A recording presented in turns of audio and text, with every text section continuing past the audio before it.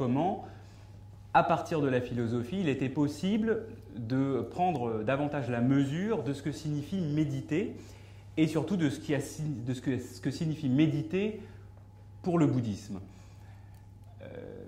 On vit une époque assez étrange et même vraiment très contemporaine, puisque depuis quelques années, pas énormément de temps, peut-être 2-3 ans, peut-être un peu plus aux États-Unis, la pratique de la méditation assise, telle qu'elle s'est développée dans le bouddhisme, commence à s'implanter réellement chez nous, ce qui est une première presque civilisationnelle. Une pratique de la méditation venue d'Orient qui devient de plus en plus une pratique d'occidentaux et en plus souvent libérée du carcan parfois religieux ou cultuel dans lequel elle s'implante. Et malheureusement ou heureusement, je ne sais pas, en tout cas à chaque fois que la pratique de la méditation s'est implantée dans un pays, même en Inde, alors que c'est son pays de naissance, on pourrait dire, il y a eu des malentendus. Et à peu près toujours les mêmes types de malentendus. Et il s'avère que la philosophie, pour une fois, parce que souvent elle en rajoute des malentendus, mais là pour une fois peut nous aider à redonner quelque chose comme le sens initial de la pratique, tel qu'a voulu, par exemple, l'indiquer le Bouddha. Et ce sens, il est inscrit dans l'expression qu'on utilise pour parler de la méditation. On parle de la pratique de la méditation. Or, vous savez peut-être que ces deux mots, la pratique et la méditation, sont des mots qui ont une très lourde charge philosophique, qui ont un passé philosophique extrêmement dense, profond et précis. Pourquoi ? Parce que tout simplement la philosophie, depuis Platon et Aristote, est une praxis, c'est-à-dire une pratique. C'est l'équivalent grec. Et ça n'est pas rien d'appeler ça. La philosophie est une praxis. Donc il faudra entendre ce que signifie le mot pratique. Et enfin, le mot méditation, évidemment, est un mot directement lié à l'histoire de la philosophie. Rappelez-vous les méditations métaphysiques de Descartes, qui n'est pas un mince texte. Donc il y a un poids philosophique très très intense dans cette expression pratique de la méditation. Et ce que j'aimerais essayer de montrer, c'est que c'est incroyablement heureux pour nous. Parce que cette expression est très pensante et elle nous montre la perspective à partir de laquelle, au fond, il est possible de s'asseoir comme il faut. C'est-à-dire dans la juste perspective de la pratique. Et ce que je vous ai dit au début, il y a eu toujours une forme de malentendu autour de la méditation et donc toujours une recherche d'expliciter son sens. Et cette recherche peut paraître assez paradoxale parce que imaginez, lorsque vous pratiquez la méditation, au fond vous ne dites rien, vous avez les fesses posées sur un coussin, le dos droit et puis rien d'autre. Il ne se passe pas grand-chose. Donc c'est incroyablement simple. Et pourtant, ça donne droit à tout un tas de malentendus. Dès l'époque du Bouddha, je vais revenir sur ça, en Chine également, lorsque la pratique de la méditation est arrivée, on a tout de suite voulu l'instrumentaliser, les taoïstes notamment, comme une sorte de pratique sur le souffle pour gagner en vie et pour gagner en immortalité. C'était vraiment le trip de l'époque. C'est-à-dire vraiment trouver une voie d'accès à l'immortalité par la manipulation du souffle. Et on pensait que les exercices respiratoires de la méditation pouvaient permettre ça. Surtout qu'à l'époque, ils ingéraient du cinabre, qui est un dérivé de mercure, ce qui n'a jamais rendu personne plus vivant. Ça, et tout le monde a claqué assez vite. Il y a peut-être un au-delà après. Et chez nous, malheureusement, encore, la pratique de la méditation tend toujours à vouloir être instrumentalisée dans une perspective qui n'est pas exactement la sienne, notamment la perspective de bien-être, la perspective d'une gestion plus harmonieuse des émotions, du monde émotionnel, et même la perspective médicale, aussi louable soit-elle, fait dériver d'une certaine manière le sens de la pratique et du coup ne nous fait plus vraiment pratiquer et nous empêche de découvrir ce dont il est question dans cette expérience radicale qu'est l'expérience de la méditation. C'est vraiment très très important de savoir pourquoi on fait quelque chose, en vue de quoi on fait quelque chose. Et l'expérience médicale, par exemple, voilà, vous savez que la pratique de la méditation a des effets très réels, éprouvés, qui ont été prouvés sur la chimie du cerveau, que ça modifie, et donc ça permet d'éviter les récidives de dépression, des choses comme ça. Mais on confond deux dimensions. Si on est philosophe, on ne les confond pas, il ne faut pas les confondre. On confond la finalité d'un exercice et les effets que cet exercice peut avoir. Or, ça n'est pas parce qu'on fait quelque chose en vue de quelque chose que ça produit forcément tel ou tel effet. Vous voyez, ce ne sont pas les mêmes perspectives. Et on se crispe sur les effets, une forme de bien-être possible, en croyant que c'est la finalité même de la pratique de la méditation, ce qui n'est pas le cas. Et c'est intéressant parce que dès sa période indienne, la méditation a voulu couper court à toute forme d'instrumentalisation. C'est ça le nœud. Le Bouddha lui-même a donné un nom à la pratique de la méditation dans le but d'éviter un malentendu qui était celui de son époque, de croire que cette pratique-là serait une pratique de salvation. Le bouddhisme, l'acte fondateur du bouddhisme, c'est d'être une pratique non théiste. Autrement dit, qu'est-ce que ça veut dire le non-théisme? Ça veut dire on ne passe pas par la médiation d'un Dieu, on ne cherche pas quelque chose comme le salut. On n'est pas sauvé. Ça n'est pas le problème pour le bouddhisme d'être ou non sauvé. Et toutes les pratiques, par exemple les rites, même des pratiques méditatives dans l'hindouisme, dans le védisme, sont des pratiques, sont des moyens en vue d'une fin qui s'appellerait le salut. Et donc, du temps du Bouddha, on a voulu immédiatement faire de la pratique de la méditation un instrument pour quelque chose comme un salut. Et pour couper ça, le Bouddha a appelé sa pratique, alors je vous le dis, ça s'appelle Bhavana. C'est assez original parce que Bhavana, ça veut dire en sanskrit être. Être en plus d'une très étrange manière. Si vous faites un peu d'études des langues, vous savez que le sanskrit appartient au monde indo-européen, c'est-à-dire une famille de langues qui va de l'Inde jusqu'en Irlande. Effectivement, le français est une langue indo-européenne, le latin, le grec. Et on trouve une racine commune entre ce mot bhavana, bhava, et le grec physis, qui va donner, que vous entendez dans le mot physique, la physique, c'est-à-dire la nature. Et alors on se demande, mais quel est le rapport? Et le rapport est très simple, c'est que ce que les Grecs appelaient physis, ce qu'on a appelé après nature, ça signifie d'abord une manière d'être comprise comme déploiement, comme éclosion, c'est-à-dire au fond ce qu'on appelle nous existence. Oui, existence, hystéré en latin, être, ex, or. Oui, c'est ce mouvement-là. Or, il s'avère que nous autres êtres humains, nous ne sommes pas de la même manière que cette montre posée sur cette table, ou cette bouteille, ou même peut-être même qu'un animal ou une plante. Nous avons une manière d'être propre à nous et qu'on peut appeler l'existence.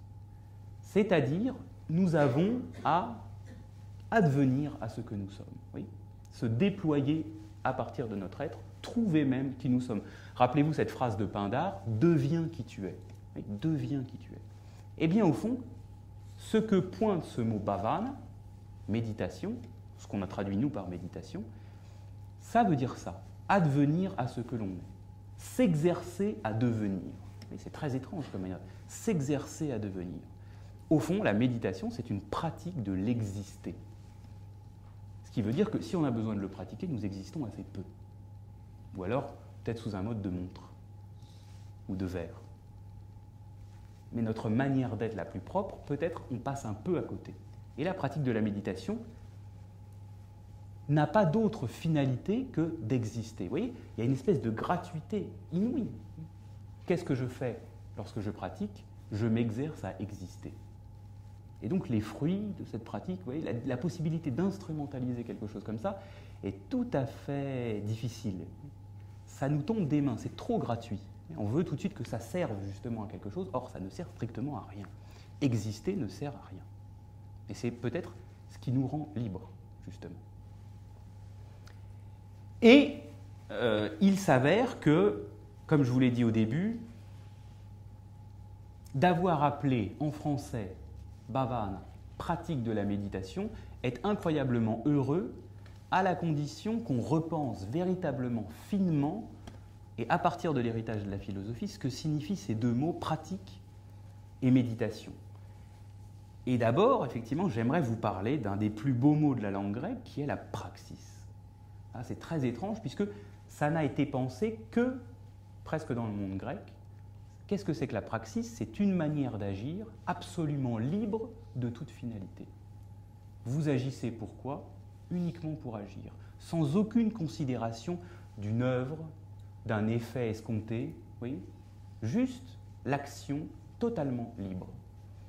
L'exemple que donne Aristote, qui est l'un des très très grands penseurs de la praxis, c'est la promenade. La promenade, pourquoi vous vous promenez? Mais pour me promener. Parce que je jouis de l'activité elle-même. Oui, je n'attends rien d'autre. Et si ça a des effets sur la santé, tant mieux. Mais au fond, si vous vous promenez en vue d'avoir des effets sur votre santé, alors vous ne vous promenez pas vraiment. Oui, vous faites une marche sportive, mais ça n'est plus une promenade, c'est-à-dire ce délassement du pas dans l'activité. On marche pour marcher. Et c'est ça qui fait peut-être que ça a des bons effets. Oui. Mais comme je vous l'ai dit, effet et finalité, ça n'est pas la même chose. Il ne faut pas confondre les deux. Et Aristote dit, mais au fond, vous voyez, vous avez cette praxis, cette manière d'agir simplement pour agir. Voilà, même faire du tennis, par exemple. Pourquoi je vais faire du tennis? Parce que j'aime faire du tennis, point barre. Si ça a des effets, tant mieux. Mais c'est parce que j'aime le tennis que je fais du tennis. Et cette activité-là, libre, et qui est même peut-être l'activité des hommes en tant qu'ils sont libres, c'est la seule activité, enfin, c'est une manière d'agir typiquement humaine, absolument humaine. Vous ne trouverez jamais d'activité sans finalité ailleurs. Lorsqu'un animal fait quelque chose, il le fait pour un but précis, pour obtenir un effet précis. Il va chercher à manger parce qu'il a faim, des choses comme ça. Ou alors, comme disait Aristote, toute activité du monde animal, puisque le monde animal chez Aristote est défini par la sensibilité, est faite en vue de gagner du plaisir et de fuir le déplaisir. Ça, c'est la très belle manière qu'avait Aristote de définir l'animalité uniquement à partir de la sensibilité. Ça nous laisserait songeurs lorsqu'on voit le traitement qu'on fait subir aux animaux, qu'on ravale au niveau des plantes vertes. Oui. Et Aristote dit, mais attention, toutes les praxis, si elles sont toutes belles parce qu'elles sont toutes libres, ne se valent pas. Il y a comme une hiérarchie des praxis. Et effectivement, la philosophie est une praxis, se promener est une praxis, et on voit bien que ça n'a pas exactement la même ampleur. Et pour certaines praxis, il leur donne un nom, il les appelle eupraxis. Et eupraxis, ça veut dire, pour Aristote, non pas seulement une activité libre, mais une activité qui, à la mesure où elle est libre, nous approprie nous-mêmes. Autrement dit, nous fait être, pour nous qui sommes des êtres humains, encore plus humains. Trouver l'activité la plus libre que seuls des êtres humains font, qui est vraiment le propre de l'homme. Et pour Aristote, vous comprenez, l'exercice libre de la pensée, qu'est la philosophie? On ne fait pas de philosophie pour autre chose que pour penser. Nous sommes des êtres pensants, et bien pensons. Oui, c'est ça, la praxis, le praxis. Parce qu'il n'y a que nous qui sommes à ce point-là pensants. Et en pensant, on donne droit à la spécificité de notre humanité. La politique aussi pour Aristote, puisqu'il n'y a que nous qui n'avons pas besoin, qui ménageons un monde dans lequel il faut se parler. Ça, pour Aristote, c'est le cœur même de la vie politique. Et la vie politique, l'activité politique, est une eupraxie. En ayant une activité politique réelle, nous devenons davantage humains. Et au fond, c'est exactement, mais peut-être d'une façon encore plus fondamentale et moins spécifiante, si vous voulez, ce que dit ce mot bhavana. Bhavana, ça veut dire nous sommes des êtres qui existons. Et au fond, vous savez que l'existentialisme est un courant du XXe siècle important, et je pense vraiment à des penseurs comme Kierkegaard et comme Sartre.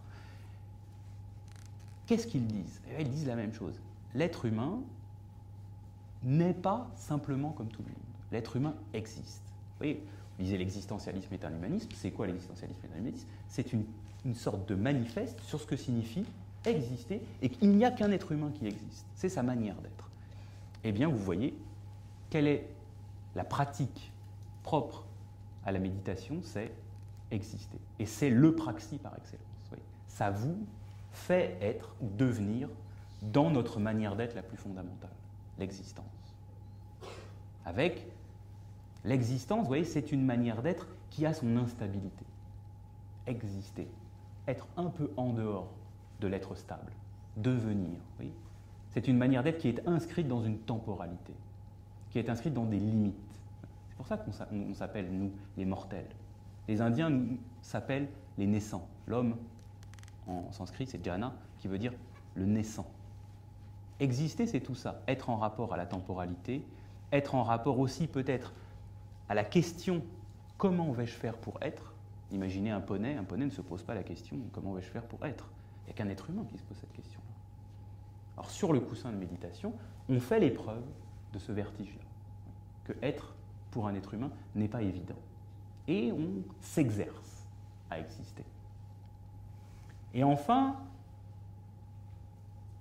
maintenant qu'on voit le sens très très profond de la pratique, cette libre activité qui vous approprie, qui vous fait simplement être davantage ce que vous êtes, ni plus ni moins,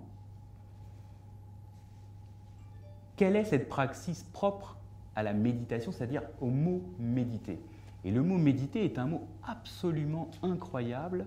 Il y en a très très peu des mots aussi riches. C'est un mot qui a une racine très très ancienne, encore indo-européenne, et qu'il est très bon de mâcher. Et je vais vous faire un petit exercice linguistique. Comment on trouve le sens d'un mot à partir de la déclinaison des racines en fonction des différents pays. Là, on parle surtout du latin et du grec. Pour voir, voilà, pour le dire un peu brutalement, le mot méditation est un mot qui en a sous le capot. Il y a vraiment quelque chose de très étrange. Et si Descartes utilise le mot méditation dans ses méditations métaphysiques, ça n'est pas du tout pour vous dire je vais faire un espèce de tour de passe-passe intellectuel. Il utilise le mot méditation en lui donnant un poids très très fondamental, et on verra justement pourquoi, par exemple, Descartes va appeler son exercice, qui pourrait sembler très intellectuel et très métaphysique, méditation, et c'est pour des raisons tout à fait analogues au fait qu'on appelle la pratique de la méditation méditation. Ce n'est pas du tout l'intellect contre le corps, il ne faut pas du tout poser les choses dans ce sens-là. Et donc méditation a une très très vieille racine indo-européenne qu'on écrit med, M-E-D, avec un petit tiret au bout du D et un astérisque au-dessus du M, qui est la manière d'inscrire ça, et qu'on retrouve d'abord dans le mot français le maître, c'est-à-dire le grec métron, qui veut dire la mesure, ou dans le verbe medein, en grec, qui veut dire mesurer. Mais medein en grec, ça ne veut pas dire mesurer au sens où vous sortez votre double décimètre, ça veut pas dire prendre les mesures ou ni mesurer, ça ne veut pas dire prendre des mesures, ça veut dire prendre vraiment la mesure des choses. Oui. Et on a cette idée dans notre mot penser. Vous savez que penser, ça vient de peser, et c'est ça peser. Penser, c'est peser, c'est-à-dire prendre vraiment la mesure d'une chose. Oui. Et en faisant quoi? En faisant l'expérience du poids des choses dans la main. C'est bien de ça dont il est question dans la méditation. La mesure propre à la méditation est très existentielle, elle aussi. Il faut prendre la mesure des choses. Et comment fait-on pour prendre la mesure des choses? Là encore, on a d'autres mots, toujours issus de cette racine med. On a médestai en grec, qui veut dire avoir grand souci de quelque chose. Limite même être préoccupé. Oui. Grand souci. Et enfin, on a ce mot latin, medori, qui veut dire prendre soin. Et de medori, vous avez les mots médecin, médicament et remède. Or, la question, c'est comment on prend soin. Oui, il ne s'agit pas de prendre un cacheton. On ne prend pas soin comme ça. Ce n'est pas ce que signifie d'abord le médicament et le médecin. Et là, pour savoir comment on prend soin, il existe encore un dernier mot issu de cette racine med, la méduse. Vous voyez, cet être mythique avec des cheveux en serpent. Qu'est-ce qu'elle fait, la méduse? Elle vous pétrifie, c'est-à-dire elle vous méduse. Or, être médusé, c'est quoi? C'est être capté, comme si votre attention est tellement intense qu'elle vous capte. Vous êtes pétrifié. Elle est tellement monstrueuse que vous ne pouvez plus regarder ailleurs. Oui. C'est ça le sens de la méduse, d'être médusé. Autrement dit, dans cette racine med, vous avez l'idée d'une attention extrême. Et c'est ça que fait un médecin. Un médecin, d'abord, il a soin de vous, il veille sur vous par un exercice très très très particulier de l'attention. Et la médecine antique, vous savez que dans l'Antiquité, on n'avait pas le droit de faire des autopsies, on n'avait pas le droit d'ouvrir les morts. Donc le médecin ne connaissait pas au fond l'intériorité trop du corps, et il fallait qu'il ait un exercice du regard extrêmement intense pour, à partir du symptôme, percer, sans toucher, les causes de la maladie. Voyez. Et ça, c'est vraiment l'expérience du regard attentif.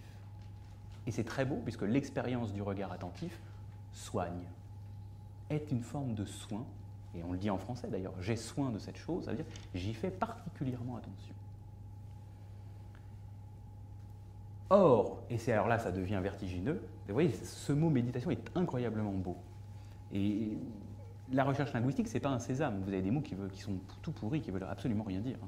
Mais là, méditation, c'est une chance pour nous, on peut l'utiliser à loisir, puisque on pourrait se demander, mais au fond, cette forme d'attention qui est à la fois un soin, une manière de prendre la mesure, de quoi est-elle attention? C'est quoi l'objet? Et là, nous avons encore un nouveau mot qui vient encore de cette racine med et qui s'appelle le mode, la modalité. Et qu'est-ce que ça signifie ça?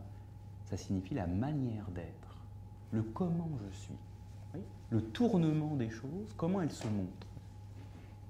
Et c'est tout à fait ça dont il est question dans la pratique de la méditation. On fait l'épreuve de notre manière d'être. Et c'est ça, l'attention à la modalité d'être, comment nous sommes. Le comment, la grande question du comment, qui est une question, disait aussi Aristote, qui ne se délivre que dans le moment présent.